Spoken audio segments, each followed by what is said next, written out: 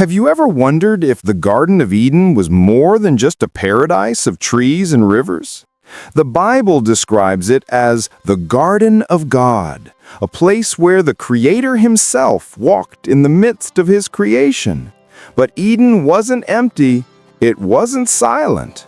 Within its boundaries walked other beings, mysterious, radiant creatures who carried both wisdom and power. And among them was one who would one day become the greatest adversary of heaven itself. Most people imagine Eden as a quiet paradise somewhere on earth, a place where Adam and Eve lived in innocence until the serpent tricked them. But what if that story is only the surface? What if Eden wasn't just a garden, but a cosmic battleground, a sanctuary between heaven and earth where rebellion was born? Because the Bible says something strange. When God planted the garden, he placed it inside Eden. That means Eden itself was larger than the garden. It was a realm, not just a patch of land. A holy territory filled with mountains of fire, rivers flowing in every direction, and beings so radiant that later prophets would struggle to describe them. And here's the shocking part. One of those beings is still remembered today, not as a guardian, but as a deceiver. Ezekiel gives us one of the most haunting glimpses of Eden. He describes it not just as a paradise, but as a radiant realm where a holy mountain rose above stones of fire. And walking there was not Adam, but another being entirely. God speaks to him directly, saying, "You were in Eden, the garden of God. You walked among the stones of fire. You were the anointed cherub who covers." This being was perfect in beauty, full of wisdom, and clothed in glory. He was meant to guard, to protect, to reflect the light of the Creator. But instead, something changed. Within him, ambition was born. He no longer wanted to serve, he wanted to rule. He said in his heart, "I will ascend into the heavens.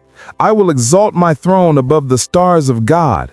I will sit upon the mountain of assembly." That being, once radiant, would later be remembered with another name, Lucifer.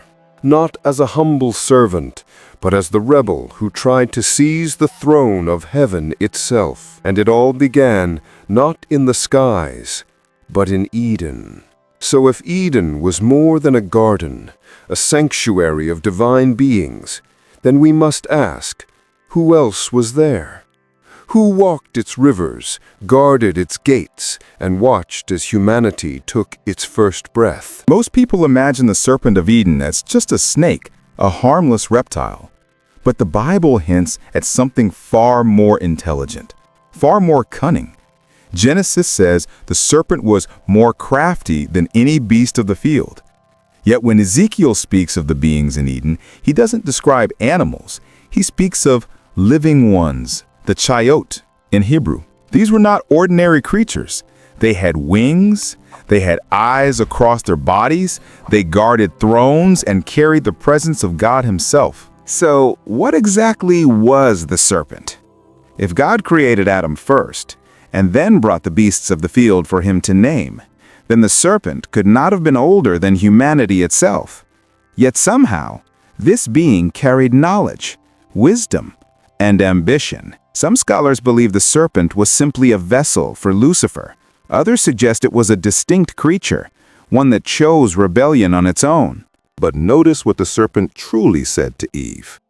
"You will not surely die, for God knows that when you eat of it, your eyes will be opened, and you will be like God." He didn't tempt her to bow, he tempted her to rise. This was the same ambition that once corrupted the guardian cherub in Eden, the same desire that led to rebellion in the highest places. Eden, then, was not a peaceful garden where humans lived among harmless animals. It was a battleground of wills, a testing ground where loyalty was measured, not just for Adam and Eve, but for divine beings themselves. Genesis tells us that 4 rivers flowed out of Eden, one of them being the Euphrates, a river that still exists today. But if the Euphrates flowed from Eden into the world, then Eden itself was not of this world. It was above, beyond, a realm between heaven and earth. That changes everything. Because Revelation speaks of 4 powerful angels bound beneath the waters of the Euphrates, imprisoned until the appointed time of release. This means the river that once flowed from God's garden is now linked to beings of destruction. So Eden was never just about Adam and Eve. It was a cosmic sanctuary, a throne room of God on earth, but also a stage for rebellion.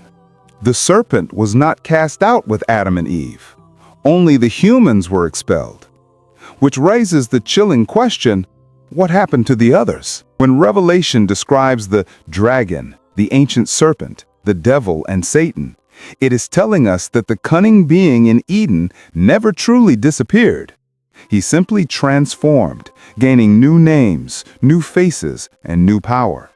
And when John's vision speaks of the Euphrates drying up and the imprisoned beings rising again, it connects the beginning of the Bible to its very end. The mystery of Eden, then, is not only about where it was, but what it represented, a place where heaven touched earth, where rebellion was born, and where humanity was tested.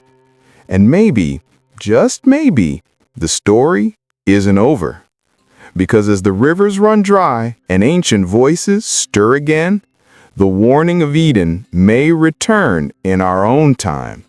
So the next time you think of the Garden of Eden, don't just imagine paradise.